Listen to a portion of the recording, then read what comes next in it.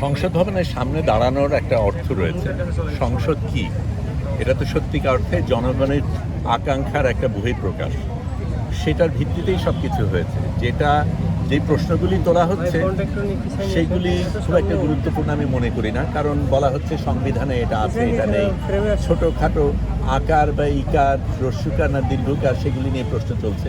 আমি যদি সেটাই ভাবতাম তাহলে তো সংবিধানে গণঅভ্যুত্থানের কোনো উল্লেখ নেই, বিপ্লবের কোনো উল্লেখ নেই, প্রধানমন্ত্রী পালিয়ে যাবার কোনো উল্লেখ নেই। সেগুলিকে তো আমরা আলিঙ্গন করতে পেরেছি এই কারণেই যে জনগণ। পাঞ্জাবের জগতে একটি বিশ্বস্ত নাম শাবাব এথনিক ওয়্যার।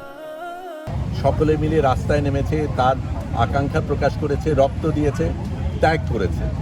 সেই ত্যাগের কারণেই আপনারা আজকে ক্ষমতায় আসতে পেরেছেন। আপনারা বৈধভাবে এসছেন এবং জনগণের রায়ের ভিত্তিতেই এসছেন। এই বৈধতাটা আপনারা গ্রহণ করতে পারেন, অথচ অন্য বৈধতাটা গ্রহণ করতে পারবেন না, সেটার কোনো যুক্তি নেই।